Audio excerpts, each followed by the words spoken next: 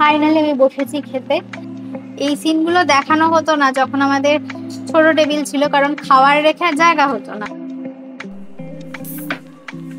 দোকান খুলে জিনিস নেওয়া। Good morning, welcome back to another day of হাসল উইথ আ বিগ স্মাইল। হাসিল কেন বললাম জানো? কারণ প্রতিদিনের জীবনযাত্রায় লক্ষ্য করে দেখবে সবার এরকম হয়ে থাকে। কিছু কিছু এমন পরিস্থিতি আসে যেগুলো তোমার করতে ইচ্ছা করছে না, কিন্তু তোমাকে জোর করে করতে হবে। বা এমন কিছু কিছু কথা কোনো মানুষের থেকে আসে যেগুলো তুমি উত্তর দিতে চাও না, কিন্তু তোমাকে উত্তর দিতে হবে। সেইটা সবসময় আমি প্রেফার করি উইথ আ বিগ স্মাইল করতে। সবসময় অবশ্যই হয়ে ওঠে না কারোর দ্বারা, এটা সবসময় হওয়া সম্ভব না আমার মনে হয়। সে এখন যদি মহাপুরুষ হয় সেটা আলাদা ঘটনা। তো আজকে আমার ঘটনাটা কি হয়েছে, সকালবেলা আমি ইন্টেনশনালি দেরি করে উঠেছি। তার কারণ আমি টায়ার্ড ছিলাম। আগের দিন দেখলে আমি প্রচুর কাজবাজ করে ফেলেছি, রান্নাঘর পরিষ্কার। আমি যখন কাজ করি বললামই তো তোমাদের যে আমি সমস্ত কাজ একবারে করার ট্রাই করি। সেদিন একদম ফুল জোশে থাকি আমি, তো সেই জোশ মে হোশ কো ব্যাটকে আমার শরীরটা হয়ে গেছে টায়ার্ড, যার জন্য আমি ইন্টেনশনালি একটু দেরি করে ঘুম থেকে উঠেছি। এবার পুরো কাজ আমার একটার পর একটা জমে গেছে ঘাড়ের উপর ঘাড়ে, যার জন্য তাড়াতাড়ি উঠে সমস্ত কাজ সেরে নিয়েছি। এটাই হচ্ছে ফার্স্ট মেন্টাল হাসেল। আর একটু নিজের মুখটা আয়নায় দেখে নিলাম, কিছুটা এতে না মোটিভেশন পাওয়া যায়, না আই ক্যান ডু ইট। তো চলো এবার নেক্সট কাজ করি, খাওয়া। আমার আগের দিনের ব্লগটা তোমরা দেখেছিলে, যারা যারা দেখেছিলে তারা জানবে যে এই শেলফটা আমি আগের দিন গুছিয়েছি। আর এই যে কৌটোগুলো রাখা রয়েছে এখানে, এগুলো সমস্ত শুকোতে দিয়েছিলাম আমি। শুকোতে মানে মুখটা খুলে রেখে দিয়েছিলাম, যাতে ভেতরের জলটা একদম পরিষ্কার হয়ে শুকিয়ে যায়, যাতে কিছু রাখলে সেটা ড্যাম্প না হয়। তা এখন সেগুলো বন্ধ করে গুছিয়ে রাখার পালা, সেটাই করছি আর কি। এগুলোকে একটা না সেফ জায়গায় রাখতে হবে, নাহলে প্রতিবার এরকম করে কৌটোগুলো ধুই আর বাইরের দিকটা এত ধুলো পড়ে যায় আর রাখা যায় না, তখন আবার সেটাকে ধুতে হয়। আর এই যে আমার কৌটোর ভেতর কৌটো রাখার টেকনিক, বেসিক্যালি এটা হচ্ছে স্পেস ম্যানেজমেন্ট। আচ্ছা, তোমাদের সাথে না একটা জিনিস শেয়ার করা হয়নি। সকাল সকাল আমাদের বাড়িতে একটা জিনিস এসছে, সেটা তোমাদের দেখাই, দাঁড়াও। এই যে সেই জিনিসটা, তারা আমাদের ডাইনিং টেবিল। যারা প্রথম থেকে আমাদের ব্লগ দেখছো তারা জানো এই পোর্শনটাতে একটা গোল ধরনের ডাইনিং টেবিল ছিল, যেটা আমাদের চারজনের জন্য ছোট হতো। ছোট বলতে আমরা কখনোই চারজন একসাথে সেখানে খেতে বসতে পারতাম না। আর বাড়িতে যখন কেউ আসতো অতিথি বা নিজের লোক, তখন সেখানে বসে তাদের একসাথে ভাবে খেতে দিতে না খুব অসুবিধা হতো। ওই জন্য আমাদের একটা ডাইনিং টেবিল দরকার ছিল। তো এই ডাইনিং টেবিলটা আমরা বানাতে দিয়েছিলাম। তা আজকে সেটা ডেলিভার করে গেছে সকাল সকাল এসে। কিন্তু এখানেও একটা প্রবলেম আছে, ঝোল তো আমাদের সবকিছুতে একটু আধটু করে হবেই। তো ডাইনিং টেবিলে তো এসছে, কিন্তু ওখানে একটা সমস্যা হয়ে গেছে। এই যে দেখতে পাচ্ছ আমাদের যিনি কাকু কাজ করেছেন তিনি, আর তার সাথে যিনি ওনার অ্যাসিস্ট্যান্ট মানে হচ্ছে মিস্ত্রি দাদা, তিনি এসছেন। তার মানে আমাদের টেবিলটা একটু ডিসপুট হয়েছে। টেবিলটা ডিসপুট এই হয়েছে, টেবিলটা তোমরা ভালো করে লক্ষ্য করলে দেখবে যে এটা প্লাইয়ের ওপর সানমাইকা লাগানো। উপরের টপটা মানে টপটা হচ্ছে ডিট্যাচেবল, নিচের পোর্শনটা আলাদা, টপটা আলাদাভাবে সেট করা। তো টপটায় কি হয়েছে, যখন সেট করা হয়েছে সানমাইকা, তখন টপটায় সানমাইকাটা উঁচু নিচু হয়ে গেছে। মানে কোনোভাবে ওই জায়গাটা হয়তো আঠা কম পড়েছে বা এয়ার বাবল রয়ে গেছে, যে কোনো একটা ঘটনা। মোদ্দা কথা, সানমাইকাটা পেস্টিং এর সময় সমস্যা ঘটিয়ে ফেলেছে ওনারা, যার জন্য সানমাইকাটা উঁচু নিচু দেখা যাচ্ছে। আর এইটা আবিষ্কার করেছি আমি আমার জীর্ণ চোখ দিয়ে এবং চশমা ছাড়া। টেবিলটা জাস্ট নিচের পোর্শনটা দেখতে যখন আমি বসেছি আসার পর, তখন দেখি টেবিলটা উঁচু নিচু, কিন্তু ডেলিভারির সময় সবার চোখে সেটা পড়েনি। তারপর যখন সেটা দেখি, তারপর মিস্ত্রি দাদাকে ফোন করা হলো, এবং সত্যি কথা বলতে তিনি তখনই চলে এসেছিলেন। এসে সেই ইস্যুটা রিসলভ করার চেষ্টা করা হচ্ছে। তো মিস্ত্রি দাদা আমাকে বললো একটা ইস্ত্রি দিতে। ইস্ত্রি এবং মিস্ত্রি একই কথা হয়ে গেল, যাকে। তো ওই ইস্ত্রি তো আমি দিয়েছিলাম, কিন্তু সেখানে দেখছিলাম এভাবে হিট প্রেস করে ওই জায়গাটার বাবেল বার করার চেষ্টা করছে। কিন্তু আমি তখনই বলেছিলাম যে এয়ার বাবেলটা বেরোবে কোথা দিকে, টেবিলটার চারিদিক তো সিল করা। এবার ওখানে যদি এয়ার বাবেল থেকেও থাকে, ধরে নিলাম আছে, তো সেটা কোথা দিয়ে বেরোবে। তো এই সমস্ত করতে করতে আমাদের ব্রেকফাস্টের হয়ে গেছে দেরি। প্রতিম রান্নাঘরে দাঁড়িয়ে ব্রেকফাস্ট করছে, কারণ এখানে হচ্ছে কাজ। তো যাহা বলা তাহা কাজ। আমি যখন তখন বললাম মিস্ত্রি দাদাকে যে এই এয়ার বাবেল দাদা বেরোনোর নয়, কারণ চারিদিকের কোথাও ফাঁকাই নেই। তো অনেক কষ্ট করে মিস্ত্রি দাদা লাস্ট অবধি সানমাইকাতে একটা ফুটো করলো সেফটি পিন দিয়ে। কিন্তু তাতেও কোনো রকম কোনো লাভ হলো না। মাঝখান থেকে কি হয়েছে জানো, আমার যে ইলেকট্রিক ইস্ত্রিটা যেটা দিয়ে আমি প্রতিমে জামা ইস্ত্রি করতাম সকালবেলা তোমরা দেখেছো, সেইটার যে ননস্টিক ব্যাপারটা ছিল নিচে, সেইটা একটুখানি কেমন ছালকাটা ছালকাটা হয়ে গেছে। যাকগে, ক্ষতির ওপর ক্ষতি, আর কি করা যাবে। তো আমাদের ওই টেবিল ওরকম ডিসপুট অবস্থাতেই রয়েছে। তবে হ্যাঁ, একদিকে একটা জিনিস আছে, আমাদের যিনি কাজ করেছেন কাকু, সে বলেছেন যে সানমাইকাটা কোনোভাবে আবার সেটাকে চিপিং করে তার উপর দিয়ে নতুন সানমাইকা পেস্টিং করা হবে, মানে হ্যাপা রয়েছে এখনো, টেবিলটা পুরোভাবে সম্পূর্ণভাবে নিখুঁতভাবে ডেলিভারি হলো না। আর আজকে সকাল থেকে দিনটা একটা হ্যাপাময় দিন যাচ্ছে। সকালবেলা আমাদের রান্নার পিসি রান্না করতে এসেছিলেন, কিন্তু ব্যাপারটা হয়েছে রান্নার পিসির শরীরটা করেছে খারাপ, ঠান্ডা লেগে গেছে।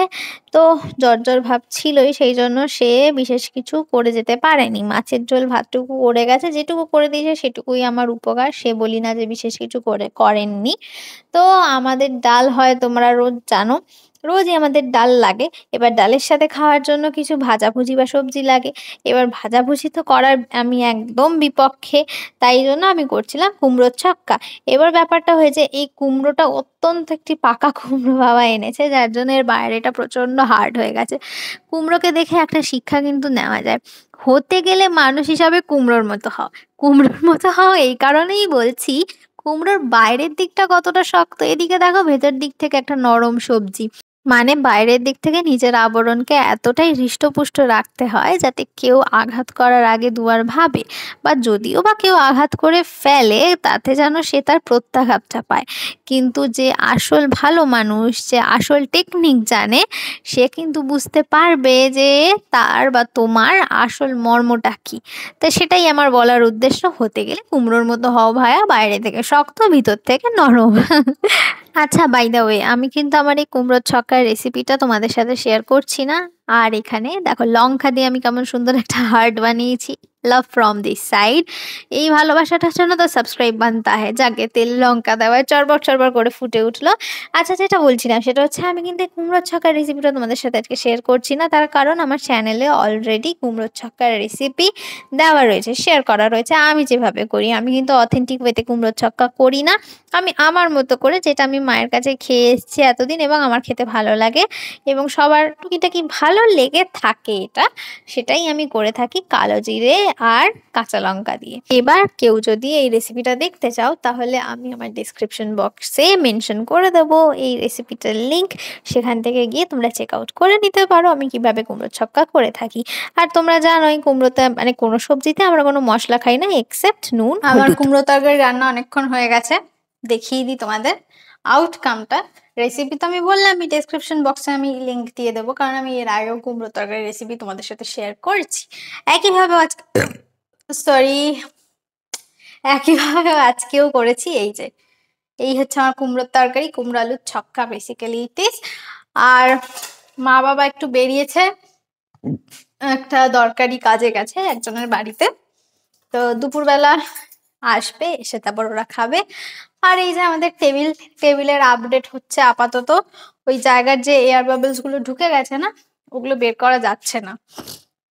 তো যিনি টেবিল বানিয়েছেন তিনি বললেন যে ওপর থেকে চিপিং করে আর একটা সানমাইকা পেস্টিং করতে হবে, কারণ ওই বাবেলগুলো বেরোচ্ছে না। আর নতুন জিনিস খুঁত নিতেও একটা সমস্যা হয়। আর আমরা এখন যাবো চান করতে, আর অ্যাজ ইউজুয়াল প্রতিম ঘুরঘুর ঘুরঘুর করছে, ঘুরঘুর করছে না, বেসিক্যালি ব্রাশ করছে। রাতে ব্রাশ করার জন্য সকালবেলা ঘুম থেকে উঠেই ব্রাশ করে না, এখন করবে ব্রাশ, তারপর চান করবে। আমি আগে কি বললাম তো, রাতে ব্রাশ করিস তুই। আমার আবার হয় না, আমার আবার সকালে ফার্স্ট আওয়ারে ব্রাশটা লাগে।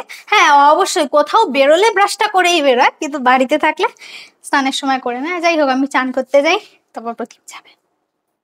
স্নান করে এসে গেছি, এবার নেক্সট কাজ কি? খাওয়া দাওয়া করা। সকাল থেকে যে জায়গাগুলো ভয়েস ওভার দিলাম, অ্যাকচুয়ালি ওই জায়গাগুলো ভয়েস ওভার না দিলে হতোও না।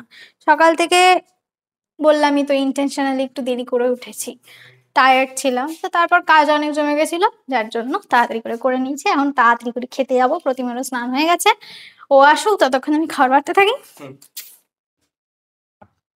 আমার এখন রোজ একই কাজ বেড়েছে, ধোয়া জামা কাপড়গুলো রোজ ফালতু ফালতু ড্রায়ারে দিয়ে ড্রাই করে, যেটার কোনো প্রয়োজনই নেই। তারপর মেলতে হয়, নাহলে তো শুকোবে না। পুরো টানা বৃষ্টি হয়েই যাচ্ছে, এই বৃষ্টি এই রোদ, কোন ভরসায় আমি ড্রাই না করে মেলবো? বেকার খাটনি এগুলো। তো ড্রায়ারটা অন করে দিয়ে তারপর খেতে বসবো। তার কারণ হচ্ছে তাহলে তাড়াতাড়ি করে হয়ে যাবে, তারপর আমি মেলে দিয়ে শুয়ে পড়বো খেয়ে উঠে। চলো খাওয়া দিয়ে উদ্বোধন করেই ফেলি নতুন টেবিলের। আমাদের টেবিলটা আজকে আনএক্সপেক্টেড ডেলিভারি হয়েছে।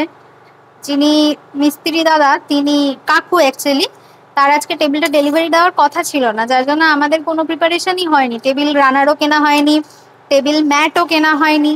তো আজকে তো বৃহস্পতিবার, আশা করছি দোকান বন্ধ থাকবে। তাও বিকেলে একবার বেরোবো, যদি খোলা পাই তাহলে লাগ ভালো, আর যদি খোলা না পাই তাহলে কালকে নেব। তো হাতের কাছে এই হোয়াইট ম্যাটগুলো ছিল, বাবা যেটা বার করে দিয়েছে, তো সেটা দিয়ে আপাতত কাজ চালাই, তারপর ধীরে ধীরে সব করা যাবে। খালা দেখ, ভাত দেখ। হ্যাঁ, ফাইনালি আমি বসেছি খেতে। আজকে লাঞ্চ তো অর্ধেক মেনু দেখেই নিয়েছো, তাও আমি একটু শো অফ করে দিই। বিশেষ কিছু নেই, তাও তোমাদের দেখাই আজকে লাঞ্চের মেনু। এই যে এটা হচ্ছে ওল ভাতে এরকম ছত্রাকা হয়ে গেছে, কারণ আটো হয়ে গেছে তো দিতে গিয়ে এরকম হয়ে গেছে।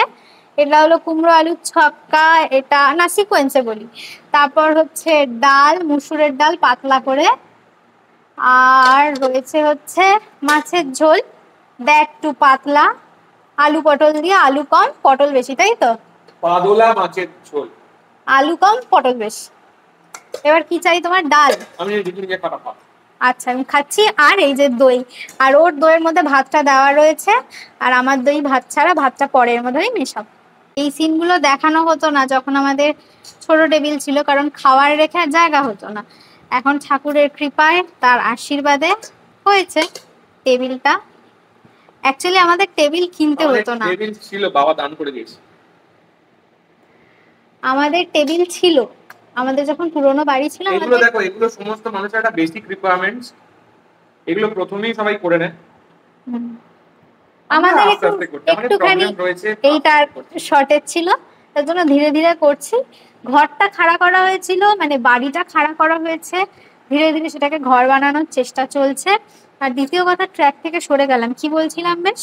ও হ্যাঁ, আমাদের একটা টেবিল ছিল যখন পুরোনো বাড়ি ছিল, কিন্তু আমার শ্বশুর মশাই সেটা একজন মিস্ত্রি দাদাকে দিয়েছে, কারণ সে বলেছিল তার সন্তান পড়াশোনা করবে তার উপর বসে, এরকমই লম্বা টেবিল ছিল, তো যার জন্য সেটা তাকে দিয়ে দেওয়া হয়েছে। আর এখন আমরা বসেছি খেতে, এখন খাবারটা খাই, অনেক বেলা হয়ে গেছে, মা বাবা এখনো আসেনি, মা বাবা এসে খাবে। ধীরে ধীরে সমস্ত ফার্নিচার গুলো আমাদের বাড়িতে হচ্ছে, যেগুলো দরকারি, আগে যেগুলো দরকারি সেগুলোই করা হচ্ছে। ভগবানের আশীর্বাদে ধীরে ধীরে সব করার চেষ্টা করছি আমরা গুছিয়ে গাছিয়ে। তার মধ্যে বাধা বিপত্তি তো আসছেই, ওটা তো থাকবেই, ওটা পার্ট অফ লাইফ। তো যাকগে, সমস্ত কিছু যেটা ফার্স্ট হয় না সেটা খুব স্পেশাল হয়। যেমন এইটা first mill in this table, এটাও খুব স্পেশাল আমাদের জন্য। এই মোমেন্টগুলো যখন আমরা ব্লগ করতাম না তখন কিন্তু ক্যাপচার করা হতো না। তো ব্লগিং করে এইটা একটা সুবিধা হয়েছে, আমি আগেও বলেছি যে আমাদের প্রতিটা মুহূর্ত ক্যাপচার করে রাখছি আমরা ভবিষ্যতের জন্য, যাতে ভবিষ্যতে বুড়ো টুড়ো হয়ে গেলে আমরা দেখতে পারি, তখন এই মোমেন্টগুলো আমরা চেরিশ করতে পারবো। দুপুরবেলা না খেয়ে উঠে আজকে ঘুমাইনি, এডিটিং এর কাজ করছিলাম, টুকি অনেক কাজ ছিল, ওই জন্য না ঘুমিয়ে তারপর কাজ বাজ সেরে একটু রেডি সেডি হয়ে নিয়েছি। রেডি হয়েছি মানে আমরা এখন বেরোচ্ছি, একজনের বাড়িতে যাওয়ার আছে, কয়েকটা কাজ আছে। তো চলো রাস্তায় যেতে যেতে তোমাদের সাথে শেয়ার করি। আর এই যে এখানে প্রতিম ব্যানার্জি রেডি হয়ে গেছেন, আর আমার হাতটা দেখতে পাচ্ছ, শো অফ করছি কিন্তু, এই ব্রেসলেটটা সেই আমার দীঘা থেকে কেনা ব্রেসলেট। আর আমার মুখে এরকম বিরক্তির ছায়া কিসের জন্য জানো? এই যে প্রতিম বেরিয়ে যায়, বেরোনোর পর একটা একটা করে জিনিস মনে করে, এই যে ছাতাটা নিয়ে যেতে ভুলে গেছে, এই জন্য আমাকে আবার উপরে আসতে হলো, এতগুলো সিঁড়ি ভেঙে দ্যাটটু। তো চলো এবার বেরোনো যাক। ফাইনালি যাচ্ছি হচ্ছে নৈহাটির দিকেই, মানে নৈহাটি থেকে আর একটু দূরে। নৈহাটিতে যারা থাকো তারা চিনবে, বড়দা ব্রিজ ক্রস করে, মানে হচ্ছে বেসিক্যালি জায়গাটা নৈহাটির ওপারে, আরবিসি কলেজের দিকটায়, আরবিসি কলেজের দিকে না, তার অপোজিটেই, মানে ওই দিকে আর কি, রেল লাইনের ওই পারে। এক জেঠুর বাড়িতে যাচ্ছিলাম, সেখানে কিছু কাজ রয়েছে। এছাড়াও জেঠুর সাথে দেখা করার ছিল, বহুদিন তার বাড়ি যাওয়া হয় না, সেই জন্য সেখানে গেছিলাম। তারপর সেখান থেকে ফিরতে ফিরতে অনেকটাই রাত হয়ে গেছিল, অরবিন্দ রোডে কিছু কাজ ছিল, কিন্তু দোকান তো আমাদের জন্য খোলা থাকবে না, সব দোকান বন্ধ হয়ে গেছে, এই একজন কাকুর দোকান শুধু খোলা ছিল। এই কাকুর থেকে আগেও আমরা অনেক জিনিস নিয়েছি, জিনিসগুলো খুব ভালো হয়েছে। বেসিক্যালি এখানে আমরা নিতে এসেছিলাম রাখির গিফট, সেই গিফট তো নিয়েছি, তারপর আবার গিফট প্যাক করতে রাত্রির 11টার সময় এসছি, রাস্তায় একটা জনপ্রাণী নেই, শুনশান রাস্তা। আমরা গেছি দোকানে, তখন আমরা লাস্ট প্যাসেঞ্জার অফ দ্য দোকান। তো কাকু প্যাক করে দিয়েছিলেন। তারপরে আবার হাঁটতে হাঁটতে আমরা গেছি একটু মিষ্টি কিছু নেওয়ার উদ্দেশ্যে, কারণ সকালবেলা রাখি পরাতে আসবে প্রতিমের বোন, পূজা তার নাম। তো সেই জন্য দোকান খুলিয়ে রাত্রিবেলা আমরা সেখান থেকে নিচ্ছি হচ্ছে চকলেট।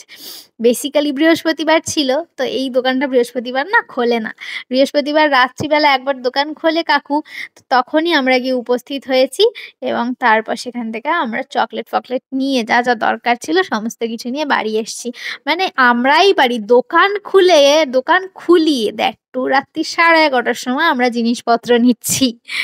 ও আচ্ছা, দাঁড়াও, এতেই আমরা ক্ষান্ত থাকিনি, আমরা আবার মিষ্টির দোকানেও গেছি রাত্রি 11:30টার সময়। হঠাৎ করে মনে পড়েছে মা বলেছিল বেরোনোর সময় একটু নোনতা কিছু নিয়ে ফিরতে, তো 11:30টার সময় হলেও আমাকে তো নোনতা নিয়েই ফিরতে হবে, আমার মাথায় তো বুদ্ধি নেই। আমি তোমাদের আগেই বলেছি আমি হালকা করে ঢেঁড়স আছি। তো এই 11:30টার সময় আমি মায়ের জন্য নিয়েছিলাম দুখান নিমকি। তো যাকে, আজকের মতো আমাদের কাহানি এই অবধি, খাওয়া দাওয়া কমপ্লিট করে নিয়েছিলাম বাড়ি ফিরে। That's it for today. চলো tata, good night, sleep tight, সবাই খুব ভালো থেকো, সুস্থ থেকো, আনন্দে থেকো, দেখা হচ্ছে নেক্সট ব্লগে, টাটা।